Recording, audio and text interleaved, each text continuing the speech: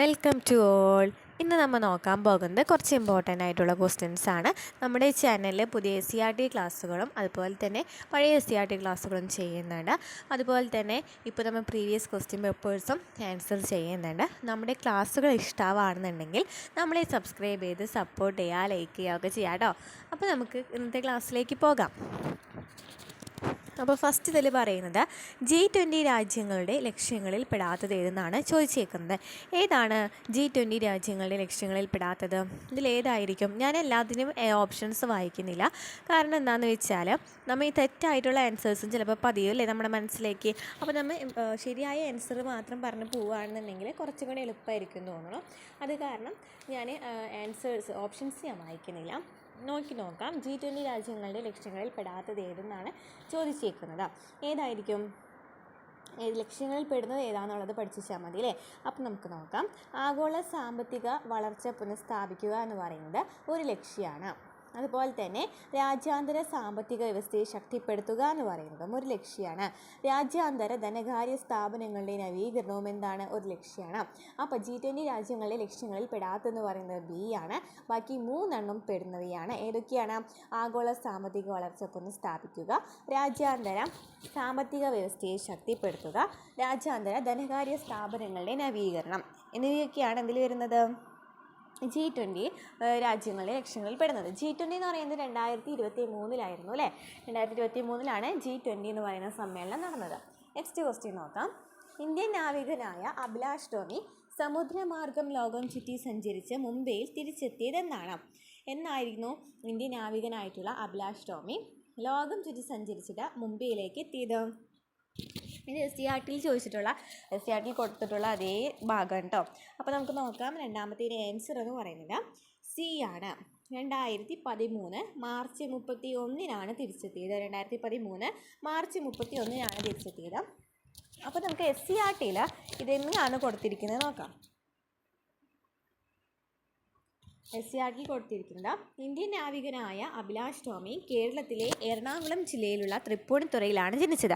അപ്പോൾ അഭിലാഷ് ടോമി എവിടെയാണ് ജനിച്ചത്? എറണാകുളം ജില്ലയിലുള്ള തൃപ്പൂണിത്തുറയിലാണ് ജനിച്ചത് അല്ലേ. 2012 നവംബറിൽ സമുദ്രമാർഗം ലോകം ചുറ്റി സഞ്ചരിക്കുവാൻ മുംബൈയിൽ നിന്നും യാത്ര തിരിച്ചു. സമുദ്രത്തിലെ പലവിധങ്ങളായ തടസ്സങ്ങളെല്ലാം അതിജീവിച്ച് ലോകം ചുറ്റി 2013 മാർച്ച് 31 മുംബൈയിൽ തിരിച്ചെത്തി. കൃത്യമായ ഭൂപടങ്ങളുടെയും ആധുനിക ഉപകരണങ്ങളുടെയും സഹായത്താലാണ് വഴി തെറ്റാതെ ഏകദേശം 150 ദിവസം കൊണ്ട് ഭൂമിയെ ചുറ്റി വരാൻ അദ്ദേഹത്തിനായത്. അപ്പോൾ എന്താണ് ഇവിടെ പറയുന്നത്? 2012 നവംബറിലാണ് സമുദ്രമാർഗം ലോകം ചുറ്റി സഞ്ചരിച്ചിട്ട് ആളെവിടെ എത്തിയത്? മുംബൈയിലേക്ക് യാത്ര പോകുന്നത്. ഏത് ജില്ലക്കാരനാണ്? എറണാകുളം ജില്ലയിൽ തൃപ്പൂണിത്തുറയിലാണ് ജനിച്ചത്. അങ്ങനെ എല്ലാത്തിനും അതികടന്നിട്ട് അതിജീവിച്ചിട്ട് എപ്പോഴാണ് എത്തിയത്? 2013 മാർച്ച് 31 മുംബൈയിൽ തിരിച്ചെത്തിയത്. മനസ്സിലായല്ലോ? അപ്പോൾ ഇനി നമുക്ക് നെക്സ്റ്റ് ക്വസ്റ്റ്യൻ നോക്കാം.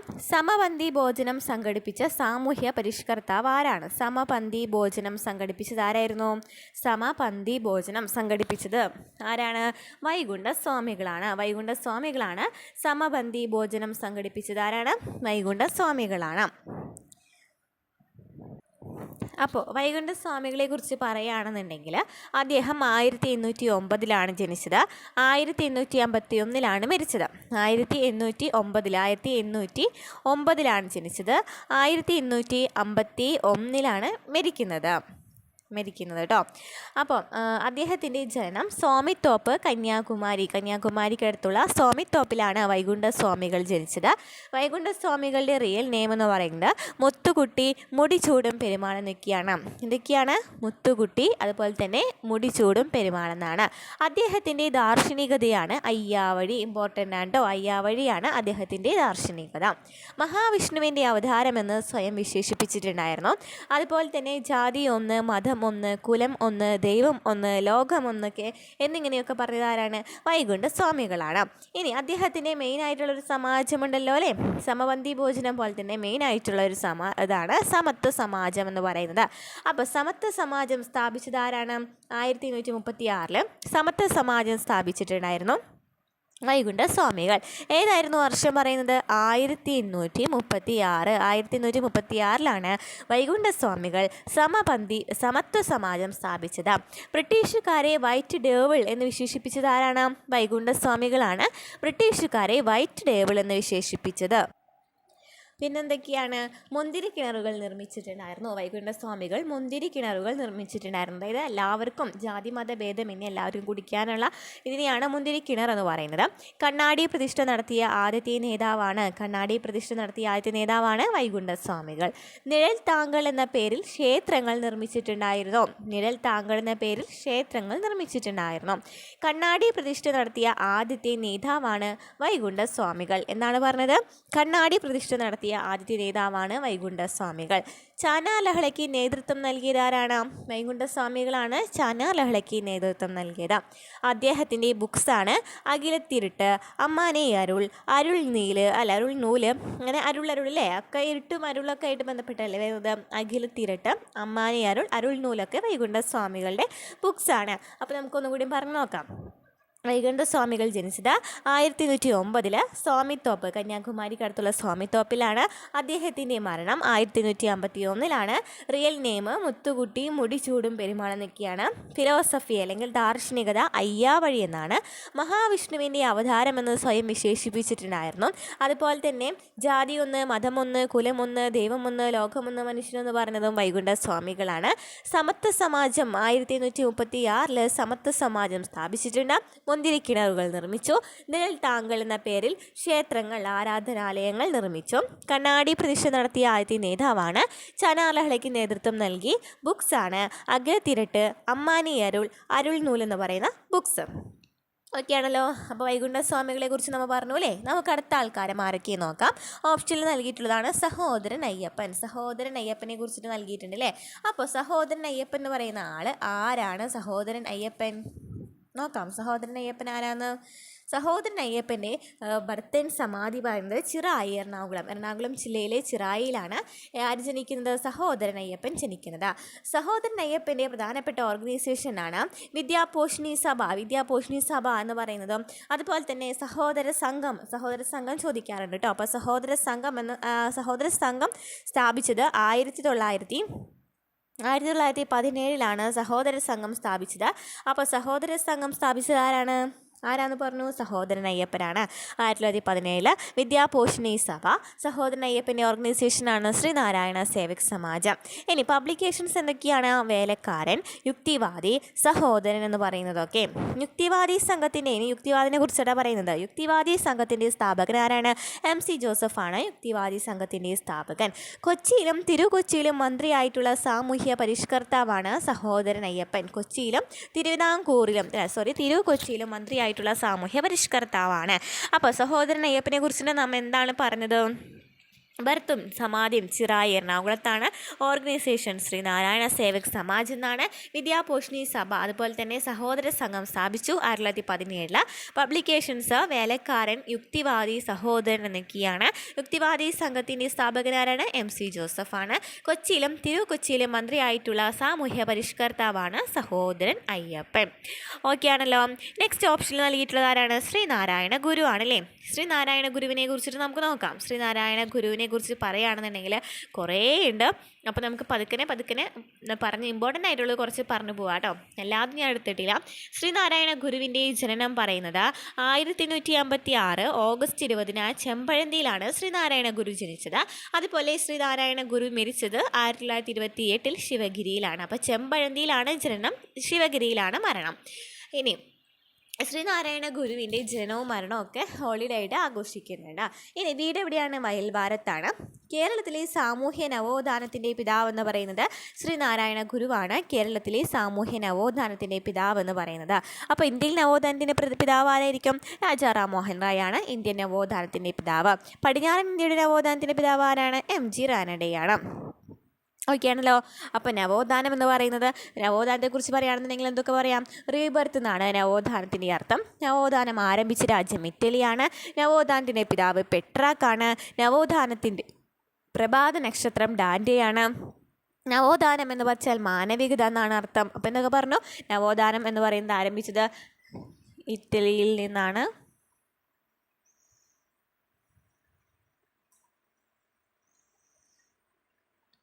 നവോത്ഥാനത്തിൻ്റെ പിതാവ് പെട്രാക്കാണ്. നവോത്ഥാനത്തിൻ്റെ പ്രഭാത നക്ഷത്രം ഡാൻ്റെ. എഴുത്തുകാരനായ ഡാൻറ്റിയാണ്. നവോത്ഥാനത്തിൻ്റെ അർത്ഥം മാനവികത എന്നാണ്. ഇന്ത്യൻ നവോത്ഥാനത്തിൻ്റെ പിതാവാണ് രാജാ റാം മോഹൻ റോയ്. പടിഞ്ഞാറൻ ഇന്ത്യയുടെ നവോത്ഥാനത്തിൻ്റെ പിതാവ് ആരായിരുന്നു? MG റാനഡെയാണ്. ഇനി ശ്രീനാരായണ ഗുരു നിർമ്മിച്ച ആദ്യത്തെ ക്ഷേത്രമാണ് അരുവിപ്പുറം ക്ഷേത്രം. ശ്രീനാരായണ ഗുരു നിർമ്മിച്ച ആദ്യത്തെ ക്ഷേത്രം ഏതാണ്? അരുവിപ്പുറം ക്ഷേത്രമാണ്. അരുവിപ്പുറം ക്ഷേത്രം എന്ന് പറയുന്നത് നെയ്യാറിലാണ്ടോ. ശ്രീനാരായണ ഗുരു വിളക്ക് പ്രതിഷ്ഠ നടത്തിയ ക്ഷേത്രമാണ് കാരമുക്ക് ക്ഷേത്രം. വിളക്ക് പ്രതിഷ്ഠ നടത്തിയത് കാരമുക്ക് ക്ഷേത്രം. തലശ്ശേരിയിൽ ജഗന്നാഥ ക്ഷേത്രം നിർമ്മിച്ചിട്ടുണ്ട്. ശ്രീനാരായണ ഗുരു കണ്ണാടി പ്രതിഷ്ഠ നടത്തിയ ക്ഷേത്രമാണ് കലവങ്കോട് ഉല്ലാല ഓംകാര ക്ഷേത്രം എന്നൊക്കെ പറയുന്നത്. അപ്പോൾ എന്താണ് നമ്മൾ പറയുന്നത്? ശ്രീനാരായണ ഗുരു നിർമ്മിച്ച ആദ്യത്തെ ക്ഷേത്രമാണ് അരുവിപ്പുറത്ത്. ശ്രീനാരായണ ഗുരു വിളക്ക് പ്രതിഷ്ഠ നടത്തിയ ക്ഷേത്രമാണ് കാരമുക്ക് ക്ഷേത്രം. തലശ്ശേരിയിൽ ജഗന്നാഥ ക്ഷേത്രം നിർമ്മിച്ചു. ശ്രീനാരായണ ഗുരു കണ്ണാടി പ്രതിഷ്ഠ നടത്തിയ ക്ഷേത്രമാണ് കലവങ്കോട് ഉല്ലാല ഓംകാര ക്ഷേത്രം. കലവങ്കോട് എന്ന് പറയുന്നത് ആലപ്പുഴയിലും ഉല്ലാല ഓംകാര ക്ഷേത്രം എന്ന് പറയുന്നത് കോട്ടയത്തുമാണ് കേട്ടോ. 1903 മെയ് 15 SNDP സ്ഥാപിച്ചിട്ടുണ്ട്. 1903 മെയ് 15 കേട്ടോ. 1903 മെയ് 15 SNDP സ്ഥാപിച്ചത് ശ്രീനാരായണ ഗുരു. SNDPയുടെ ആദ്യത്തെ പ്രസിഡന്റ് ശ്രീനാരായണ ഗുരുവാണ്. SNDPയുടെ ആദ്യത്തെ പ്രസിഡന്റ് ശ്രീനാരായണ ഗുരുവാണ്. സെക്രട്ടറി കുമാരനാശാനും വൈസ് പ്രസിഡന്റ് ഡോക്ടർ പൽപ്പുവാണ്. സെക്രട്ടറി ആരാണ്? കുമാരനാശാനും വൈസ് പ്രസിഡന്റ് ഡോക്ടർ പൽപ്പുവാണ്. SNDPയുടെ ആദ്യത്തെ പേര് വാ വിട്ടുയോഗം എന്നായിരുന്നു. അതിൻ്റെ പ്രസിദ്ധീകരണമാണ് വിവേകോദയം. അപ്പോൾ പ്രസിദ്ധീകരിച്ചത് 1904 പിറ്റേ കൊല്ലമായിരുന്നു അല്ലേ. ഇനി കോടതിയിൽ ഹാജരാകുന്നതിൽ ഒഴിവാക്കിയിട്ടുള്ളത് ആരെയായിരുന്നു? ശ്രീനാരായണ ഗുരുവിനെയാണ്. ഇനി വിവേകോദയത്തെ ഇന്നറിയപ്പെടുന്നത് യോഗനാഥ് എന്നാണ്. SNDPയുടെ ആദ്യ വാർഷിക സമ്മേളനം നടന്നത് അരുവിപ്പുറത്താണ്.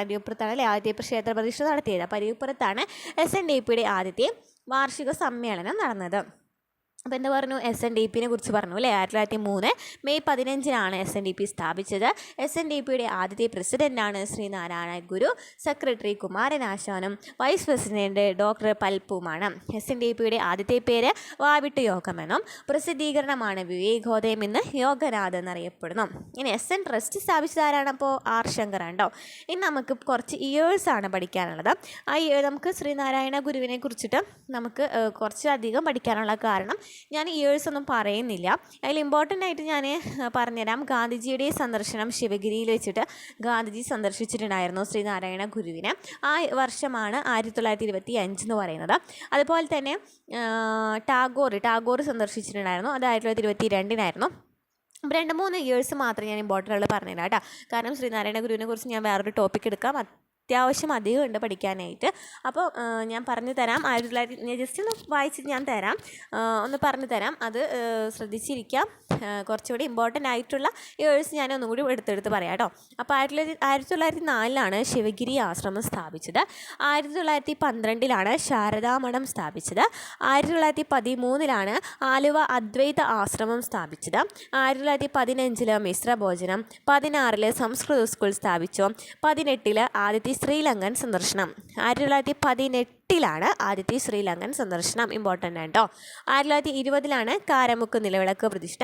അതൊന്നും അത്രയ്ക്ക് ഇമ്പോർട്ടൻ്റ് ആയിട്ടുള്ള ഇയേഴ്സ് അല്ല. ഇമ്പോർട്ടൻ്റ് ആയത് ഞാൻ എടുത്ത് പറയാം.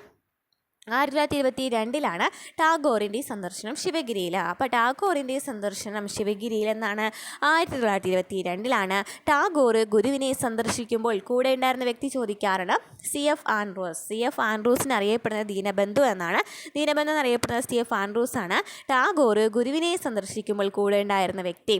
ഇനി 1924 ഇന്ത്യയിലെ ആദ്യത്തെ സർവ്വമത സമ്മേളനം ആലുവയിൽ നടക്കുന്നത്. എന്നാണ് 1924 ഇന്ത്യയിലെ ആദ്യത്തെ സർവ്വമത സമ്മേളനം നടക്കുന്നത്.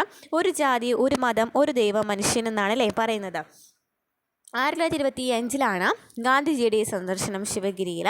1926 രണ്ടാമത് ശ്രീലങ്കൻ സന്ദർശനം. 1967 ഇന്ത്യൻ സ്റ്റാമ്പിൽ ചിത്രമെന്ന ആദ്യത്തെ മലയാളിയായി ശ്രീനാരായണ ഗുരുവിനെ പറഞ്ഞത് 1967. 2006 150ാം ജന്മദിന വാർഷികമായിരുന്നു. അപ്പോൾ ഇന്ത്യൻ നാണയത്തിൽ ഇടം പിടിച്ച ആദ്യത്തെ മലയാളി ആരാണ്? ശ്രീനാരായണ ഗുരുവാണ്. അപ്പോൾ ഇതിൽ ഇമ്പോർട്ടൻ്റ് ആയിട്ടുള്ള ഇയേഴ്സ് ഞാൻ പറഞ്ഞു തരട്ടെ. 1922 ടാഗോർ ശ്രീനാരായണ ഗുരുവിനെ സന്ദർശിക്കുന്നത്. 2022 24 ഇന്ത്യയിലെ ആദ്യ സർവമത സമ്മേളനം ആലുവയിൽ നടക്കുന്നത്. 25 ഗാന്ധിജി സന്ദർശിക്കുന്നത്. 26 രണ്ടാമത് ശ്രീലങ്കൻ സന്ദർശനം. 1818 ആദ്യത്തെ ശ്രീലങ്കൻ സന്ദർശനം. 26 രണ്ടാമത് ശ്രീലങ്കൻ സന്ദർശനം. 1967 ആദ്യമായിട്ട് ഇന്ത്യൻ സ്റ്റാമ്പിൽ ചിത്രം വന്നത്. 2006 150 ജന്മദിന വാർഷികം ആഘോഷിച്ചത്. ഇനി അദ്ദേഹത്തിൻ്റെ പ്രിയപ്പെട്ട ബുക്സുകളുണ്ടല്ലേ, അദ്ദേഹം കുറേ ബുക്സ് എഴുതിയിട്ടുണ്ട്. അതിൽ ഇമ്പോർട്ടൻ്റ് ആയിട്ടുള്ള ബുക്കുകൾ ഞാൻ പറഞ്ഞുതരാം. ഗജേന്ദ്രമോക്ഷം വഞ്ചിപ്പാട്ട് ശ്രീനാരായണ ഗുരു രചിച്ച ആദ്യത്തെ കൃതിയാണ് ഗജേന്ദ്രമോക്ഷം വഞ്ചിപ്പാട്ട്. ഗജേന്ദ്രമോക്ഷം വഞ്ചിപ്പാട്ടാണ് ശ്രീനാരായണ ഗുരു രചിച്ച ആദ്യത്തെ കൃതി. ഇനി ദൈവദശകം 100 ഭാഷകളിലേക്ക് തർജ്ജമ ചെയ്യപ്പെട്ട ശ്രീനാരായണ ഗുരുവിൻ്റെ കൃതിയാണ് ദൈവദശകം. നവവഞ്ചകി ചട്ടമ്പി സ്വാമികൾക്ക് സമർപ്പിക്കപ്പെട്ട കൃതിയാണ് നവവഞ്ചകി. ഇമ്പോർട്ടൻ്റ് ആണ്. ദർശനമാല ഉപനിഷത്തുകളെ അടിസ്ഥാനമാക്കി രചിച്ച കൃതിയാണ്. ജാതിമീമാംസ ഒരു ജാതി ഒരു മതം ഒരു ദൈവം മതമേതായാലും മനുഷ്യൻ നന്നായാൽ മതി എന്ന മെസ്സേജൊക്കെ കാണുന്നത് ജാതിമീമാംസയിലാണ്. ജാതി നിർണയം, കുന്തലിനി പാട്ട്, ആത്മോപദേശ ശതകം, അനുകമ്പ ദശകം, നിർവൃതി പഞ്ചാഗം എന്നിവയൊക്കെ അദ്ദേഹത്തിൻ്റെ ബുക്സാണ്. അപ്പോൾ എന്തൊക്കെ പറഞ്ഞു? ഗജേന്ദ്രമോക്ഷം വഞ്ചിപ്പാട്ടാണ് ശ്രീനാരായണ ഗുരു രചിച്ച ആദ്യ കൃതി എന്ന് പറയുന്നത്. 100 ഭാഷകളിലേക്ക് തർജ്ജമ ചെയ്യപ്പെട്ടത് ദൈവദശകമാണ്. ചട്ടമ്പി സ്വാമികൾക്ക് സമർപ്പിക്കപ്പെട്ട കൃതിയാണ് നവവഞ്ചകി. ഉപനിഷത്തുകളെ അടിസ്ഥാനമാക്കി രചിച്ച കൃതിയാണ് ദർശനമാല. ഒരു ജാതി ഒരു മതം ഒരു ദൈവം മതമേതായാലും മനുഷ്യൻ നന്നായാൽ മതി എന്ന മെസ്സേജൊക്കെ കാണപ്പെടുന്ന ഏത് ബുക്കിലാണ്? ജാതി മീമാംസയിലാണ്. ജാതി നിർണയം, കുന്തലിനി പാട്ട്, ആത്മോപദേശ ശതകം, അനുകമ്പ ദശകം, നിർവൃതി പഞ്ചാഗം എന്നൊക്കെ അദ്ദേഹത്തിൻ്റെ ബുക്സാണ്. അദ്ദേഹത്തിൻ്റെ പ്രധാനപ്പെട്ട ശിഷ്യരാണ് സഹോദരൻ അയ്യപ്പൻ, കുമാരനാശാൻ, ആനന്ദതീർത്ഥൻ, സത്യവ്രത സ്വാമികൾ, നടരാജഗുരു, ജ്ഞാനസ്തി കിർക്ക്. ആരൊക്കെ പറഞ്ഞേ? സഹോദരൻ അയ്യപ്പൻ, കുമാരനാശാൻ, ആനന്ദതീർത്ഥൻ, സത്യവ്രത സ്വാമികൾ, നടരാജഗുരു, ഏണസ്റ്റ് കിർക്ക്. ഇനി ഫസ്റ്റ് സ്റ്റേജ് എവിടെയാണ്? തലശ്ശേരി, കണ്ണൂരിലെ തലശ്ശേരിയിലാണ്. അപ്പോൾ ഇതൊക്കെയാണ് ശ്രീനാരായണ ഗുരുവിനെ കുറിച്ചിട്ട് പറയാനുള്ള ഇമ്പോർട്ടൻ്റ് ആയിട്ടുള്ള ഭാഗം എന്ന് പറയുന്നത് കേട്ടോ. ഇനി നമുക്ക് നെക്സ്റ്റ് ആൾ നോക്കാം. പണ്ഡിറ്റ് കെ.പി. കറുപ്പനെ കുറിച്ച് പറയുകയാണെന്നുണ്ടെങ്കിൽ അദ്ദേഹം കേരള ലിങ്കൺ എന്നറിയപ്പെടുന്നു അല്ലേ? കേരള ലിങ്കൺ എന്നറിയപ്പെടുന്നത് ആരാണ്? പണ്ഡിറ്റ് കെ.പി. കറുപ്പനെയാണ്. കേരളത്തിൻ്റെ ലിങ്കൺ എന്നറിയപ്പെടുന്നത് ആരാണ്? പണ്ഡിറ്റ് കെ.പി. കറുപ്പനാണ്.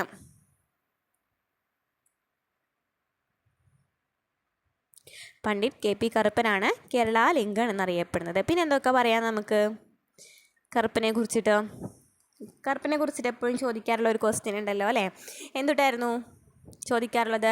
ജാതി കുമ്മി എന്ന് പറയുന്നത് അദ്ദേഹത്തിന് ഉണ്ടോ? പണ്ഡിറ്റ് കെ.പി. കറുപ്പനെയാണ് ജാതി കുമ്മി എന്ന് പറയുന്ന ബുക്ക്.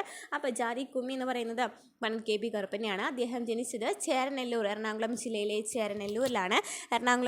ചേരനെല്ലൂരിലാണ് അദ്ദേഹം ജനിച്ചത്. അതുപോലെ തന്നെ അദ്ദേഹത്തിൻ്റെ വീട് പറയുന്നത് സാഹിത്യ കുടീരം എന്നാണ്. വീട് അറിയപ്പെടുന്നത് സാഹിത്യ കുടീരം എന്നാണ്.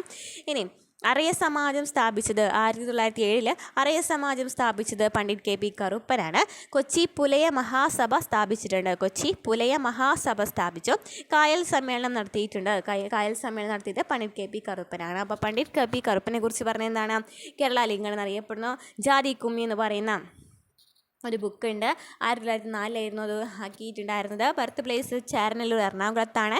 വീട് സാഹിത്യ കുടീരം. അറിയ സമാജം സ്ഥാപിച്ചു 1907. കൊച്ചി പുലയ മഹാസഭ സ്ഥാപിച്ചു. കായൽ സമ്മേളനം നടത്തി 1913 ഫെബ്രുവരി 14. അദ്ദേഹത്തിൻ്റെ സഭകൾ, അദ്ദേഹം സ്ഥാപിച്ച സഭകളാണ് കല്യാണദായിനി സഭ, ബാലസമുദായ പരിഷ്കരണ സഭ, സുധർമ്മ സൂര്യോദയ സഭ, പ്രബോധ ചന്ദ്രോദയ സഭ, ജ്ഞാനോദയ സഭ, സന്മാർഗ പ്രദീപ സഭ എന്നൊക്കെ പറയുന്നത്. അതൊക്കെ എവിടെയാണ് നമുക്ക് നോക്കാം. കല്യാണദായിനി സഭ കൊടുങ്ങല്ലൂർ, ബാലസമുദായ പരിഷ്കരണ സഭ തേവര, സുധർമ്മ സൂര്യോദയ സഭ തേവര, പ്രബോധ ചന്ദ്രോദയ സഭ പറവൂര്, ജ്ഞാനോദയ സഭ ഇടക്കൊച്ചി, സന്മാർഗ പ്രദീപ സഭ കുമ്പളം എന്നൊക്കെയാണ്. അപ്പോൾ അദ്ദേഹത്തിൻ്റെ ബുക്സ് നോക്കാം. ബുക്സൊക്കെ അല്ലേ ഇമ്പോർട്ടൻ്റ് ആയിട്ടുള്ളത്? ഏതൊക്കെയാണ് ബുക്സ്? അറിയ പ്രശസ്തി, ആചാര്യഭൂഷണം, ലങ്കമർദ്ദനം, ഉദ്യാനവിരുന്ന്, ജാതിക്കുമ്മി, ബാലകലാശം എന്ന് പറയുന്ന ഒരു ഡ്രാമയുണ്ടോ? അപ്പോൾ അറിയ പ്രശസ്തി, ആചാര്യഭൂഷണം, ലങ്കമർദ്ദനം, ഉദ്യാനവിരുന്ന്, ജാതിക്കുമ്മിയിലെ ജാതിക്കുമ്മിയാണ് എപ്പോഴും ചോദിക്കുന്ന ക്വസ്റ്റ്യൻ കേട്ടോ. ജാതിക്കുമ്മി, ബാലകലാശം എന്നിവയ്ക്കാണ് അദ്ദേഹത്തിനെയാണ് പണ്ഡിറ്റ് കെ.പി. കറുപ്പനെയാണ്. കൊച്ചിൻ ലെജിസ്ലേറ്റീവ് അസംബ്ലിയിൽ അംഗമായിട്ടുണ്ടായിരുന്നു 1925. അതുപോലെ തന്നെ നാട്ടുഭാഷാ സൂപ്രണ്ട് പദവി ലഭിച്ചതും 1931 പണ്ഡിറ്റ് കെ.പി. കറുപ്പനാണ്. പണ്ഡിറ്റ് കെ.പി. കറുപ്പൻ്റെ ബുക്ക് എന്തൊക്കെയാണ്? അറിയ പ്രശസ്തി, ആചാര്യഭൂഷണം, ലങ്കമർദ്ദനം, ഉദ്യാനവിരുന്ന്, ജാതിക്കുമ്മി. ക്ലിയർ ആണല്ലോ? അപ്പോൾ നമ്മൾ 4 പോയിൻറ്റ്സും 4 ഓപ്ഷനും പറഞ്ഞിട്ടുണ്ട്, ഡീറ്റെയിൽ ആയിട്ട് പറഞ്ഞിട്ടുണ്ട്. നമ്മുടെ ക്ലാസ്സുകൾ ഇഷ്ടമാണെന്നുണ്ടെങ്കിൽ നമ്മളെ സപ്പോർട്ട് ചെയ്യാം കേട്ടോ. അപ്പോൾ നമുക്ക് നോക്കാം അടുത്ത ക്വസ്റ്റ്യൻ എന്ന് പറയുന്നത് എന്താണെന്നുള്ളത്.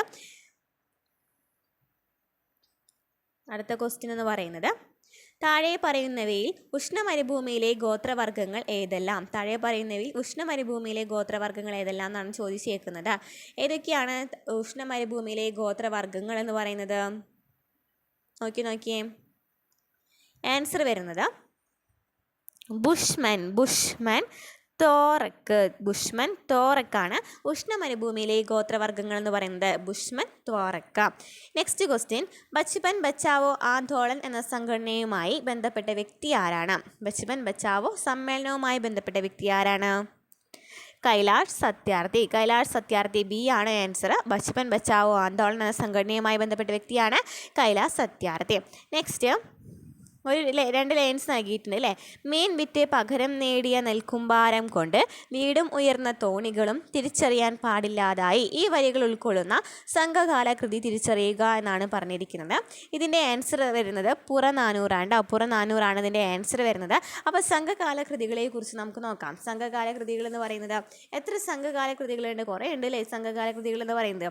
ഇതിൽ നമുക്ക് ഓപ്ഷനിൽ ഒരു തൊൽക്കാപ്പി നൽകിയിട്ടുണ്ടല്ലോ. ഈ തൊൽക്കാപ്പി എന്ന് വെച്ചാൽ എന്താണ്? ഏറ്റവും പഴക്കമുള്ള സംഘകാല കൃതിയാണ് തൊൽക്കാപ്യം. തമിഴ് ഗ്രാമത്തെക്കുറിച്ച് ഉള്ള ഒരു വ്യാകരണ ബുക്കാണ് ഈ തൊൽക്കാപ്യം എന്ന് പറയുന്നത്. ഏറ്റവും പഴക്കമുള്ള സംഘകാല കൃതിയാണ് തൊൽക്കാപ്പി എന്ന് പറയുന്നത് അല്ലേ. അതുപോലെ തന്നെ പരിപാടൽ എന്ന് പറയുന്ന ഒരു സംഘകാല കൃതിയുണ്ട്. അതിൽ പറയുന്നത് എന്താണ്? തിരുവാതിര ആഘോഷത്തെ പറ്റി അറിവ് ലഭിക്കുന്നത് ഈ പരിപാടൽ എന്ന് പറയുന്നത്. പരിപാടിയാണല്ലോ തിരുവാതിര എന്ന് പറയുന്നത്. അപ്പോൾ അങ്ങനെ പഠിച്ചാൽ മതി. പരിപാടൽ എന്ന് പറയുന്നത് തിരുവാതിര ആഘോഷത്തെ പറ്റി അറിവ് ലഭിക്കണം. മധുരൈ കാഞ്ചിയിലാണ് ഓണത്തെ പറ്റി അറിവ് ലഭിക്കുന്നത്. അപ്പോൾ ഓണം എന്ന് പറയുന്നത് ഒരു മധുരം തിന്നലാണല്ലേ. അങ്ങനെയൊക്കെ ആലോചിച്ച് കണക്ട് ചെയ്ത് നോക്കാം കേട്ടോ. അപ്പോൾ മധുരൈ കാഞ്ചി ഓണത്തെ പറ്റി അറിവ് ലഭിക്കുന്നു. ജീവക ചിന്താമണി റോമൻ സാമ്രാജ്യവുമായുള്ള വാണിജ്യബന്ധം വിവരിക്കുന്നത് ജീവക ചിന്താമണി എന്ന് പറയുന്ന സംഘകാല കൃതിയിലാണ്. ജീവക ചിന്താമണിയിലാണ് റോമൻ സാമ്രാജ്യവുമായുള്ള വാണിജ്യബന്ധം വിവരിക്കുന്നത്. ഇനി തിരുക്കുറൽ എന്ന് പറയുന്നത് തെക്കേ ഇന്ത്യയുടെ ബൈബിൾ എന്നാണ് അറിയപ്പെടുന്നത്. തിരുക്കുറലിനെ നമുക്ക് തിരുവനന്തപുരം അല്ലെങ്കിൽ തിരു എന്നൊക്കെ പറയുമ്പോൾ തിരുവനന്തപുരം അല്ലേ, തിരുവിതാംകൂർ എന്നൊക്കെ പറയുന്നത് തെക്കല്ലേ എടുക്കുന്നത്. അപ്പോൾ തെക്കേ ഇന്ത്യയുടെ ബൈബിൾ എന്ന് അറിയപ്പെടുന്നത് തിരുക്കുറലാണ്. ദ്രാവിഡന്മാരുടെ വേദമെന്നും അറിയപ്പെടുന്നുണ്ട്. ഇനി 1210 എന്ന് പറയുന്നത് ചേരവംശത്തെക്കുറിച്ചിട്ടാണ് അറിവ് ലഭിക്കുന്നത്. കേരളത്തെ സംബന്ധിച്ച് ഏറ്റവും പ്രാധാന്യമുള്ള സംഘകാല കൃതിയാണ് ഈ 1210 എന്ന് പറയുന്നത്. സംഘകാലത്തെ പ്രശസ്ത കവയിത്രി ആരാണ്? ഔവയാറാണ്. സംഘകാലത്തെ ഗ്രാമസഭയാണ് മൻറം. സംഘകാലത്തെ വിവാഹവുമായി ബന്ധപ്പെട്ട ആത്മഹത്യയാണ് മടലേറൽ എന്ന് പറയുന്നത്. ഇത്രയൊക്കെയാണ് സംഘകാല കൃതിയെ കുറിച്ചിട്ട് പറയാനുള്ളത്. നമുക്ക് നെക്സ്റ്റ് ക്വസ്റ്റ്യൻ നോക്കാം. നെക്സ്റ്റ് ക്വസ്റ്റ്യൻ എന്ന് പറയുന്നത്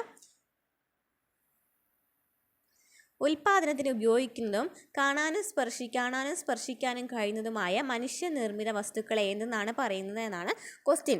എന്താണ്? ഉൽപാദനത്തിന് ഉപയോഗിക്കുന്നതും കാണാനും സ്പർശിക്കാനും കഴിയുന്നതുമായ മനുഷ്യനിർമ്മിത വസ്തുക്കളെയാണ് മൂലധനം എന്ന് പറയുന്നത്. ഈ മൂലധനം ഈ ക്വസ്റ്റ്യൻ വന്നിരിക്കുന്ന SCRT നിന്നാണ്. SCRT നമ്മൾ ക്ലാസ്സുകൾ ചെയ്യുന്നുണ്ട്. നമ്മുടെ ക്ലാസ്സുകളിലൊക്കെ പോയി നോക്കാം കേട്ടോ. എന്തൊക്കെയാണ് ഇവിടെ പറയുന്നത് നമുക്ക് നോക്കാം. അപ്പോൾ ഞാൻ മെയിനായിട്ടുള്ള പോയിൻറ്റ്സ് മാത്രമാണ് പറയുന്നത്. ഡീറ്റെയിൽ ആയിട്ടുള്ള ക്ലാസ് നമ്മുടെ ഈ ചാനലുണ്ട് കേട്ടോ. അപ്പോൾ ഭൂമി എന്ന് പറയുന്നത് ഉൽപ്പാദന ഘടകം എന്ന നിലയിൽ വിശാലമായ അർത്ഥത്തിലാണ് ഭൂമി എന്ന പദം ഉപയോഗിച്ചിരിക്കുന്നത്. അതായത് ഉൽപ്പാദന ഘടകങ്ങൾ എന്ന് വെച്ചാൽ 4 ഭൂമി, തൊഴിൽ, മൂലധനം, സംഘാടനം. അപ്പോൾ ഭൂമി എന്ന് വെച്ചാൽ എന്താണ്? ഉൽപ്പാദന ഘടകം എന്ന അർത്ഥത്തിലുള്ള അർത്ഥമാണ് ഈ ഭൂമിക്കുള്ളത്. ഭൂമി എന്ന് പറയുന്നത് കാണാനും സ്പർശിക്കാനൊക്കെ പറ്റുമോ?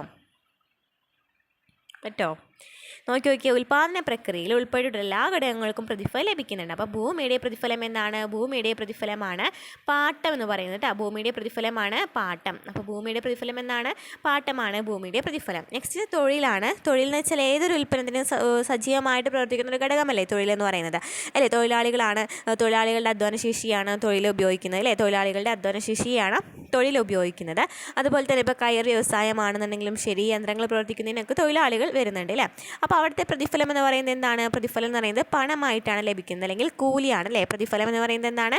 പണം അല്ലെങ്കിൽ കൂലിയാണ്. നെക്സ്റ്റ് മൂലധനം എന്ന് വെച്ചാൽ ഒരു ഉൽപ്പാദനത്തിന് ആവശ്യമായ അടിസ്ഥാന സൗകര്യങ്ങൾ ഒരുക്കുന്നതിനാണെന്ന് പറയുന്നത് മൂലധനം എന്ന് പറയുന്നത്. അടിസ്ഥാന സൗകര്യങ്ങൾ ഒരുക്കുക അല്ലേ, അതിന് വേണ്ടിയിട്ടുള്ള എല്ലാ സൗകര്യങ്ങളും. നമ്മൾ പറഞ്ഞു ഭൂമി എന്ന് വെച്ചാൽ ഒരു ഉൽപ്പാദന ഘടകമാണ് അല്ലേ, അവിടെയാണ് നമ്മൾ ഉൽപ്പാദിപ്പിക്കുന്നത്. തൊഴിൽ എന്ന് വെച്ചാൽ എന്താണ്? അവിടെ തൊഴിൽ ഘടകങ്ങളുടെ തൊഴിലാളികളുടെ അധ്വാനശേഷിയാണ് അവിടെ നോക്കുന്നത്. ഇനി മൂലധനത്തിലാണെന്നുണ്ടെങ്കിൽ അവിടേക്ക് എന്ത് വേണം? എന്തെങ്കിലുമൊക്കെ സാമഗ്രികൾ വേണം അല്ലേ, യന്ത്രങ്ങളോ വാഹനങ്ങൾ, കമ്പ്യൂട്ടർ, അങ്ങനെ പല സാധനങ്ങളും വേണം. അപ്പോൾ ഇതൊക്കെ നമുക്ക് കാണാനും സ്പർശിക്കാനൊക്കെ കഴിയുന്ന വസ്തുക്കളെയാണ്. അപ്പോൾ അതിന് അതിനെയാണ് മൂലധനം എന്ന് പറയുന്നത്. അപ്പോൾ കാണാനും സ്പർശിക്കാനൊക്കെ കഴിയില്ല ഈ യന്ത്രങ്ങളാണെങ്കിലും വാഹനങ്ങളാണെങ്കിലും കമ്പ്യൂട്ടർ ആണെങ്കിലും. അപ്പോൾ അതിനെയാണ് നമ്മൾ എന്ന് പറയുന്നത് മൂലധനം എന്ന് പറയുന്നത്. അപ്പോൾ അതാണ് മൂലധനം എന്ന് പറയുന്നത്. ഇനി സംഘാടനം എന്ന് വെച്ചാൽ എന്താണ്? സംഘാടനം എന്ന് വെച്ചാൽ ഉൽപ്പാദന ഘടകങ്ങളായ ഭൂമി, തൊഴിൽ, മൂലധനം എന്നിവ കൂട്ടിയോജിപ്പിക്കലിനെയാണ് സംഘാടനം എന്ന് പറയുന്നത്. അപ്പം നമ്മൾ പറഞ്ഞു മൂലധനത്തിൻ്റെ എന്തായിരുന്നു? മൂലധനത്തിൻ്റെ പ്രതിഫലം എന്ന് പറയുന്നത് പലിശയാണ് കേട്ടോ. മൂലധനത്തിൻ്റെ പ്രതിഫലം പലിശയാണ്. അതുപോലെ സംഘാടനത്തിൻ്റെ പ്രതിഫലം എന്താണ്? സംഘാടനത്തിൻ്റെ പ്രതിഫലമാണ് എന്ത്? സംഘാടനത്തിൻ്റെ പ്രതിഫലം ലാഭമാണ്. സംഘാടനത്തിൻ്റെ പ്രതിഫലം ലാഭമാണ്. അപ്പോൾ നമ്മൾ പറഞ്ഞല്ലേ, ഭൂമിയുടെ പ്രതിഫലം എന്ന് പറയുന്നത് എന്തായിരുന്നു? പാട്ടമായിരുന്നു. തൊഴിലിന് എന്തായിരുന്നു? പണം അല്ലെങ്കിൽ കൂലിയായിരുന്നു. മൂലധനത്തിന് എന്തായിരുന്നു പറഞ്ഞത്? പലിശ പറഞ്ഞു. അതുപോലെ തന്നെ സംഘാടനത്തിന് എന്ത് പറഞ്ഞു? സംഘാടനത്തിന് എന്താണ് പറഞ്ഞത്? ലാഭം പറഞ്ഞു. അപ്പോൾ ഇത്രയാണ് ഭൂമി, തൊഴിൽ, മൂലധനം, സംഘാടനം എന്ന് പറയുന്നത്. ഇനി ഇതിനേക്കാളും കുറച്ചും ഡീറ്റെയിൽ ആയിട്ട് നമുക്ക് നെക്സ്റ്റ് ക്ലാസ്സുകളിലൊക്കെ പഠിക്കാനുണ്ട്. ഇതിൽ കുറച്ച് പോയിൻറ്റ്സ് നൽകിയിട്ടുണ്ട്. അത് നമുക്ക് പിന്നെ നോക്കാം കേട്ടോ. ഓക്കെ, ക്ലിയർ ആയല്ലോ. അപ്പോൾ നമുക്ക് നെക്സ്റ്റ് ക്വസ്റ്റ്യൻ നോക്കാം. ഇത് നമുക്ക് വേണ്ട. 2013 ഒടുവിൽ സൗരയൂഥത്തിലെത്തിയ വാൽനക്ഷത്രം ഏതാണ്? 2013 ഒടുവിൽ സൗരയൂഥത്തിലെത്തിയ വാൽനക്ഷത്രം ഏതാണ്? ക്വസ്റ്റ്യൻ ആൻസർ ഏതാണ്? ഐസൺ ആണ് കേട്ടോ. ഐസൺ ആണ് 2013 ഒടുവിൽ സൗരയൂഥത്തിലെത്തിയ വാൽനക്ഷത്രം എന്ന് പറയുന്നത്. ഇനി 10ാമത്തെ ക്വസ്റ്റ്യൻ, മധ്യകാല യൂറോപ്പിൽ സ്പെയിനിൽ നിലനിന്നിരുന്ന സർവകലാശാല ഏതാണ്? മധ്യകാല യൂറോപ്പിൽ സ്പെയിനിൽ നിലനിന്നിരുന്ന സർവകലാശാല ഏതാണ്? പാർമയാണ് മധ്യകാല യൂറോപ്പിൽ സ്പെയിനിൽ നിലനിന്നിരുന്ന സർവകലാശാല. 11ാമത്തെ ക്വസ്റ്റ്യൻ, ചുവടെ ചേർത്തിട്ടുള്ളവയിൽ ഇന്ത്യയുടെ മാനക രേഖാംശം അറിയാവുന്നതാണല്ലോ. 82 ഡിഗ്രി കിഴക്ക് അല്ലേ? 82 ഡിഗ്രി ഈസ്റ്റ് ആണ് മാനക രേഖാംശം എന്ന് പറയുന്നത്. മാനക രേഖാംശം. ഇന്ത്യയിൽ കൂടി കടന്നു പോകുന്ന പ്രധാനപ്പെട്ട അക്ഷാംശ രേഖ ഏതാണ്? 23.5 ഡിഗ്രിയാണ് കേട്ടോ. 23 ഡിഗ്രി 30 ഡിഗ്രി നോർത്താണ് കേട്ടോ. അപ്പോൾ 23 ഡിഗ്രി 30 മിനിറ്റ് നോർത്താണ് ഇന്ത്യയിൽ കൂടി കടന്നു പോകുന്ന പ്രധാന അക്ഷാംശ രേഖ എന്ന് പറയുന്നത്. ഇനി ഇന്ത്യയുടെ അക്ഷാംശീയ രേഖാംശീയ വ്യാപ്തി ഏകദേശം എത്ര കോണീയ അളവാണെന്ന് ചോദിച്ചാൽ എത്ര കോണീയ അളവാണ്? 30 ഡിഗ്രിയാണ്. ഇന്ത്യയുടെ അക്ഷാംശീയ രേഖാംശീയ വ്യാപ്തി എന്ന് പറയുന്നത് 30 ഡിഗ്രി കോണളവാണ്. നെക്സ്റ്റ് ക്വസ്റ്റ്യൻ, ഹിമാനിയുടെ കനമേറിയ ഒരു നിക്ഷേപണ ഭൂരൂപമുണ്ട്. ഏതാണ് ഹിമാനിയുടെ കനമേറിയ ഒരു നിക്ഷേപണ ഭൂരൂപം എന്ന് പറയുന്നത്? ഏതാണ്? കരേവയാണ് കേട്ടോ. കരേവയാണ് ഹിമാനിയുടെ കനമേറിയ ഒരു നിക്ഷേപണ ഭൂരൂപം എന്ന് പറയുന്നത്. നെക്സ്റ്റ് ക്വസ്റ്റ്യൻ, കൃഷി അധിഷ്ഠിത വ്യവസായം ഇതിലേതാണ്? കൃഷി അധിഷ്ഠിത വ്യവസായം എന്ന് പറയുന്നത് ഏതാണ്? പഞ്ചസാര വ്യവസായമാണ് കൃഷി അധിഷ്ഠിത വ്യവസായം എന്ന് പറയുന്നത്. ഇത്ര ക്വസ്റ്റ്യൻസ് ആണ് നമ്മളിന്ന് എടുത്തിട്ടുള്ളത്. ഇതിന് ഓരോ ഈ വ്യവസായങ്ങളൊക്കെ നമ്മൾ ഇനി വരുന്ന ടോപ്പിക്കുകളിലൊക്കെ പറയുന്നുണ്ട് കേട്ടോ. അത് കാരണം ഡീറ്റെയിൽ ആയിട്ട് ഞാനിവിടെ പറയുന്നില്ല. അപ്പോൾ നമ്മുടെ ക്ലാസ്സുകൾ ഇഷ്ടമായിട്ടുണ്ടെന്നുണ്ടെങ്കിൽ നമ്മൾ ഈ സബ്സ്ക്രൈബ് സപ്പോർട്ട് ചെയ്യുക, ലൈക്ക് ചെയ്യുക കേട്ടോ. അപ്പോൾ നമുക്ക് അടുത്ത ക്ലാസ്സിലേക്ക് കാണാം.